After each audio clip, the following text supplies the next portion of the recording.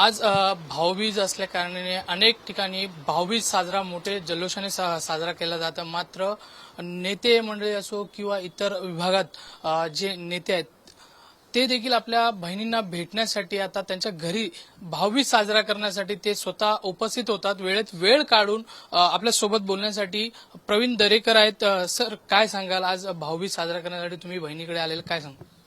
नाही, भाऊबीज हे आपल्या भाऊ आणि बहिणींच्या नाते संबंध वृद्धिंगत करणारा अशा प्रकारचा दिवस असतो आणि म्हणून आम्ही न विसरता भाऊबीजेच्या दिवशी या ठिकाणी बहिणीकडे येतो आणि सगळी भावंड एकत्रितपणे बहिणी ओवाळण्याचं काम करतात.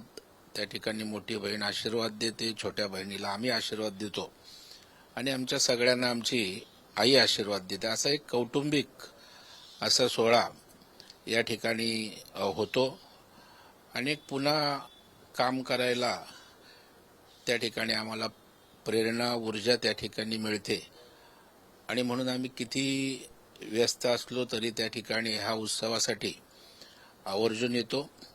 एवढंच त्यामध्ये शॉर्टकट मारतो की सगळ्या बहिणींकडे जाण्यापेक्षा सगळ्या बहिणींनाच एका ठिकाणी बोलवतो, जेणेकरून तिथे सर्व भावंड आई असते आणि त्यांच्या उपस्थितीत आम्ही हा सण अगदी साधेपणाने घरगुती स्वरूपात साजरा करतो.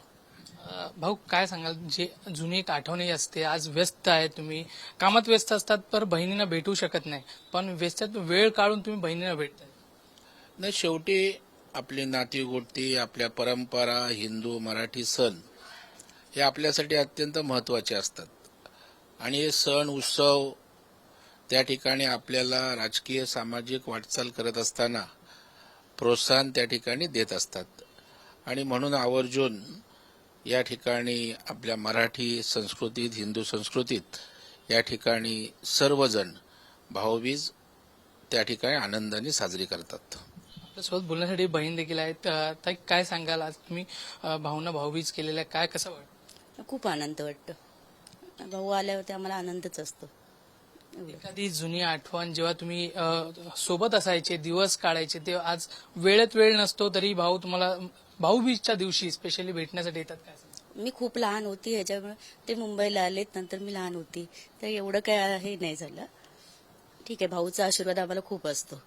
आपल्यासोबत अजून बहीण आहेत. ताई, काय सांगाल, आज भाऊबीज आहेत, भाऊंना भेटायला तुम्ही आला, भाऊबीज केलेलं कसं वाटतं? खूप छान वाटतं. आणि भाऊ रात्री 12 वाजो 1 वाजो मी गावी राहायची. भाऊ आदल्या दिवशी का होईना, त्या दिवशी रात्री 12 वाजता, पण तो भाऊबीजेच्या दिवशी कुठूनही येणार. अगदी हे प्रेम त्याने अजूनपर्यंत जपले.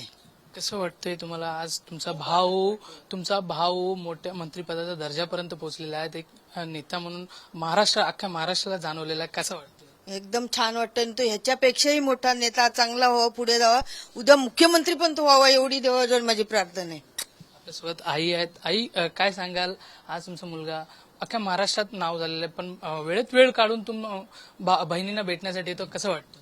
मला आज मुली एका जागी मिळाली म्हणजे मला आनंद झालाय.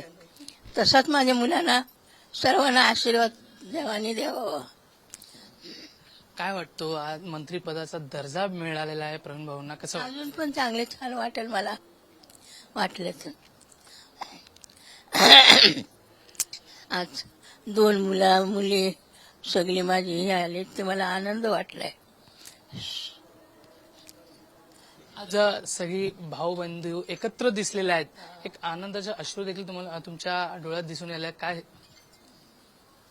काय नाही. कॅमेरा पर्सन रोहन चौहानसह पी मल्लिकार्जुन, पुढारी न्यूज, मुंबई.